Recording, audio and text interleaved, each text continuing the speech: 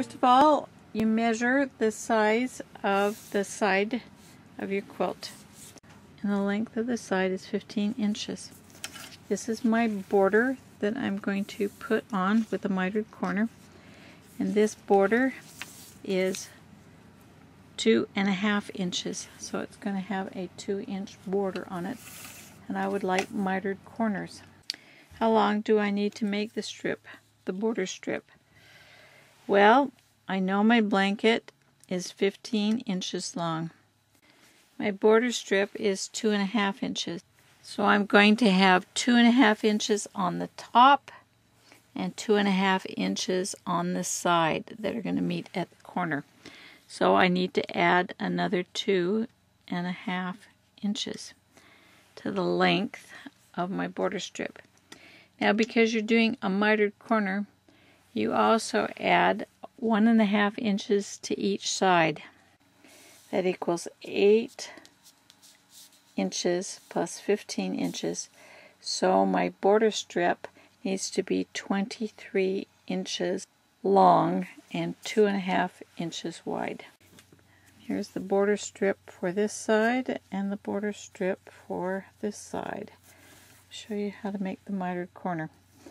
Okay, first thing I'm going to do now that I've decided the length, I'm going to fold it and find the center of that strip. And I'm going to take my quilt and I'm going to find the center of my quilt. Now that I've found the center on both, I'm going to pin right sides together my border strip onto my quilt. And I'm going to sew a 1/4 inch seam, but I need to stop 1/4 of an inch from the edge. Notice you have plenty of material on the sides. 1/4 inch from the edge. I made a small dot 1/4 inch from the edge so that I'd know where to start, and then I made a 1/4 inch mark on the other end, a little tiny 1/4 inch on the other end so I'd know where to stop. Now I go to the other side. Again, I found the middle of my length and the middle of my border piece. I'm going to pin it from the middle out because of the extraneous material on the ends. So we'll start at the center and we'll pin this and we'll pin it on. And then we will sew it down at 1/4 inch. We have our 2 borders sewn on the sides. Now we need to make the mitered corner. On your cutting board are some markings that are drawn with 45-degree angle, 60-degree angle, and 30-degree angle. We're going to use, go a little better and show you. Can you see where that says 45 degrees? Right here, and a 60 degree is up to the dotted line. We're going to use this 45 degree. I've cut a piece of, you could use cardstock, you can use a file folder, or you can be like Mom and use a piece of a cereal box. We're going to put this, do you see this 45 degree line right here? We're going to use that.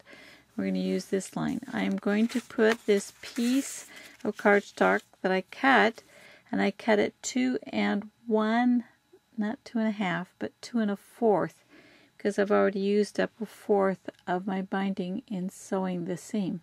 I'm taking my cardstock or my file folder or whatever you're going to use, and I'm putting it on this line with the 45 degree angle line running through it. I'm going to take this ruler and I'm going to lay it on the 45 degree angle line. This one's laying on a true line, so I get a true 45 degree angle. I'm going to take my pen and I'll draw me a line. Okay, I cut off, see there's a 45 degree angle line. I do it and then I cut it off. So now I have a 45 degree piece. This is what I'm going to do. What I want is I want a 45 degree angle to come out of that corner sewn, so I have a beautiful 45 degree mitered corner. You're going to take the little jig that you just made and you are going to lay it point side down. You're going to lay it on your top piece. You're going to come into that corner right there where you have stopped sewing right along the edge, and you are going to draw a line. using a pencil. Okay, we're going to put our two pieces together from the center out. Pull your cloth, pull your quilt away, because you're going to just sew through the binding. Line it up, edge to edge. We're going to pin that in place. We're going to sew down that line. I sewed down the line that I've drawn, and of course you'll trim this to 1/4 inch, and then when you open it and press it, you should have your mitered corner. You need to press your seam open, and then you'll need to trim your wings on the side of your corners here. And that should give you a mitered corner on the corner of your quilt. Pretty close to a perfect 145. If you desired to have two borders on your quilt, let's say we were going to put a white and a blue on our quilt here, so it had two borders on it, then you, with a mitered corner, then what you have to do is you have to treat the two borders as one. First thing you have to do is decide the length that you need for the border, and then you have to sew the two strips together as if they were one. Let's compute the length of the border, because they have to be sewn together. What will the length be? Well, I have the length of my quilt. So my quilt is 15 inches. Then I have to add to that my width, and this will be 2.5 and 2.5 sewn together. That will be 4.5.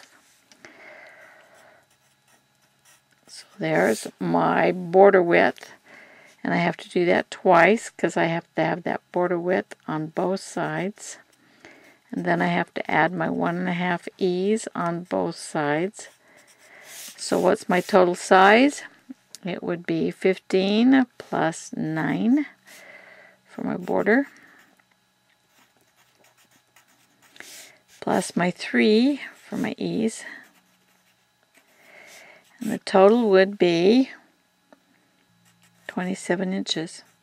So my border would have to be 27 inches long with the two of them sewn together.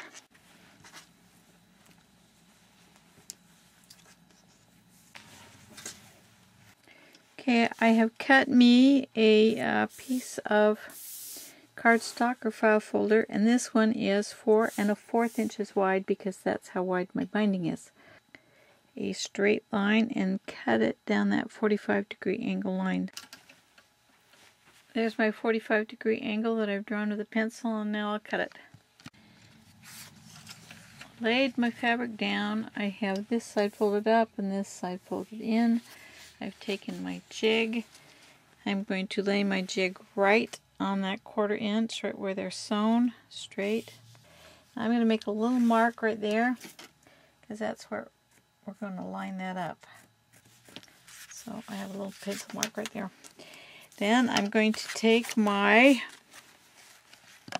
laying my guide down this other way. I've got it right on the corner, and it's going to go right down the seam and up to the top. So I'm going to draw a little pencil line right here. Okay, I'm going to take these two corner pieces and put them together. I'm going to pull that quilt out so it's out of the way. Let's get the quilt out of the way. Take these pieces and line the edges up. What I'm going to do is sew down that one I draw, but I want this, do you see the one I drew before? I want it to match this one right there, and I want the edges straight, edge on edge right there. I'm pinning these edges together so it lies straight. Now I'm going to sew from this corner. They all join right there. I'm going to go down that line. When you're pinning it down this edge, besides getting your top edges even when you're pinning it to sew, when you get to this where the two colors join, you should make sure that your pin goes through right at the seam line on both sides. Get that lined up so that right together. So when you pin it, when you sew it, it will come out even right on those two lines. And then you want to start here, make sure you connect there and go all the way to the tip. Okay, we have sewn down this line that we had marked, and we're going to trim it to 1/4 of an inch, and we're going to press it open. So we're going to open this up, and we should have a match here with the two blues and a nice match here on this corner. I pressed the seam between the bindings open and the miter open, but the one where I joined it, I pressed it up so that it would just lay flat. There wouldn't be a bump there. Then you're going to trim off your little peaks here, making sure that those two corners come together the way they should. Will make it look much better, because they just hit perfectly. So you want to just make sure that those two are lined up and these two are lined up. Good job. And there you have your double miter. It needs to be, if you do 3 or 4 or 5 or whatever you do, you need to make sure that you do them all at one time. Otherwise it's really, really hard to line them up. But mitered corners look beautiful. And that's how you make a double mitered corner. And there is a corner with a single miter. I mean, you just have a border and a single border and a mitered corner.